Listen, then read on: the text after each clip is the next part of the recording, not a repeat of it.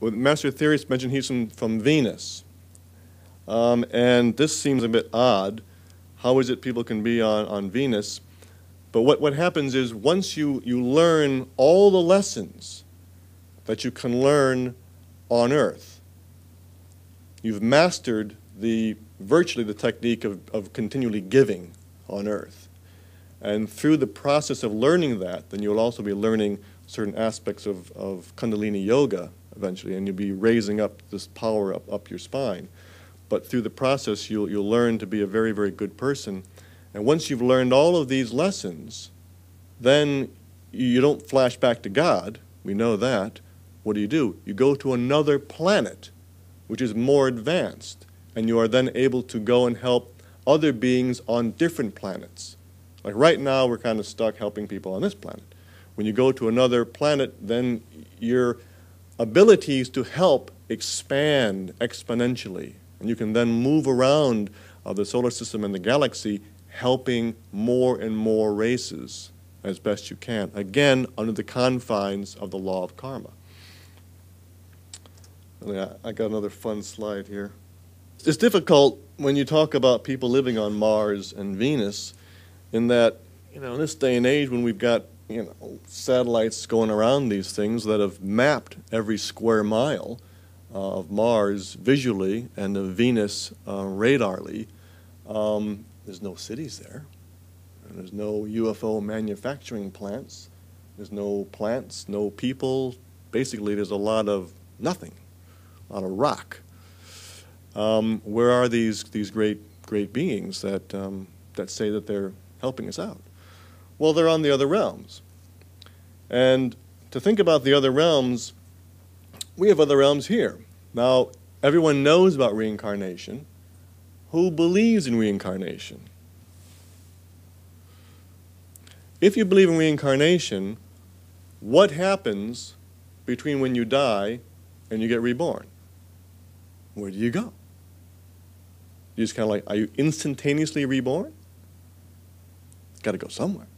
Or you just kind of like, are you kind of like blanked out for like a bunch of years? No, we understand that you go to another realm. Another, the Buddhists would call these lokas, another realm around Earth. Another example of us finding this information out is the concept of people dying on the operating room table or in an accident. You've heard of Life After Life by Dr. Moody back in 78 or so. He found that many cases when people die for a short period of time, like in an accident or an operating room table, and then they're kind of brought back, after, like, say, a few minutes of kind of being zapped with the electrocardiogram kind of a thing, what happens to them? He found that the same experience happened to all of them. And they all kind of levitate out of their body, and they look down, and they see their body down there. They aren't in it. They're in a different body. They're in the astral body, looking down at their physical body, which is, to them, is very exhilarating. They aren't sad. They're happy about it. They're exhilarated. They're feeling great. The next thing that happens is they go through this dark tunnel, right? And that is, the dark tunnel is going to this other realm, or these other realms, because there's several of them. So you're going through this dark tunnel, and then at the end of this tunnel, there's this brilliant white light. And if they're a Christian, they might think it's Jesus. If they're Buddhist, they might think it's Buddha. They don't know who it is, but it's some great being of light. And with that being, there's lots of friends and relatives that have died previously. You've heard these stories? And all the friends say, no, it's not your time. You got to go back. And the person quite often doesn't want to go back because they're having a good time up there. But they go back, they find themselves back in their body. But with one big change, because in this brief few moments of leaving their body and going to this other realm, even though briefly, and seeing this bright light, this being of light, most people are completely changed by that. I mean, one person who we've all known had this experience is Elizabeth Taylor. She had this experience a few years ago. And what they feel after that experience is that the important thing to do in life is to love or help people and learn how to help people more. Those are the two main things, is accumulate knowledge and learn and wisdom, and mainly to help others. That's what they learn from this. So anyway, I'm getting off track. But there's these massive realms around Earth with lots and lots of people on it. You can also, like mediums, can contact these people, right? Ghosts are people that have left the body, but for one reason or another, they have not gone to the other realm, but they've stayed on this realm. So you can't really see them, but you can kind of feel them, you know, they can do little funny things. Ideally, they need to get into the other realms. So all this is showing that there's a lot of things going on that science doesn't know about, right? Now, if there's these other realms on Earth, why wouldn't there be other realms on other planets? And if these other realms are a more subtle realm, things are easier to do on these other realms, that's where these more advanced beings choose to reside. They reside on the other realms, the higher realms.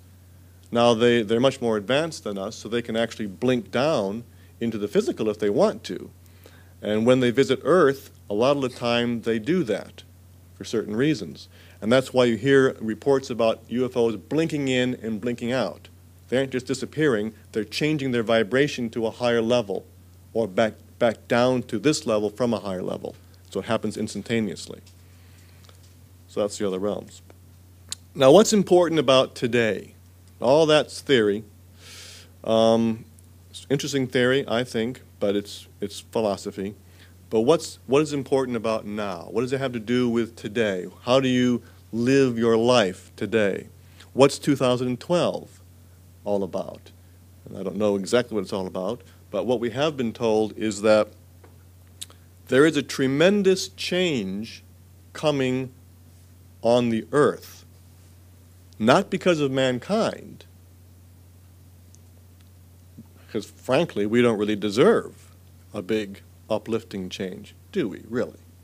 But the big change is coming because of Earth. Earth is an extremely advanced being, and she's held herself back, we've been told, for a long, long time, kind of waiting for us to get our act together. It's time for the Mother Earth to take her next level of initiation. And that's what she needs to do. And that's what the law of karma is saying has to take place. She's held it back for too long, and she has to now accept that. And in fact, she's received the energy for this initiation already. But she's even now holding that energy down. But eventually she will have to let this energy come up, and it will change the vibration of the planet. And it will also lessen tremendously, if not remove completely, the ionosphere, so that she can then have complete bombardment of the cosmic rays, which to her are very uplifting and very helpful. To us, they'd fry us. That's the problem, see? And so the thing is, the idea is to try and evolve mankind as fast as possible.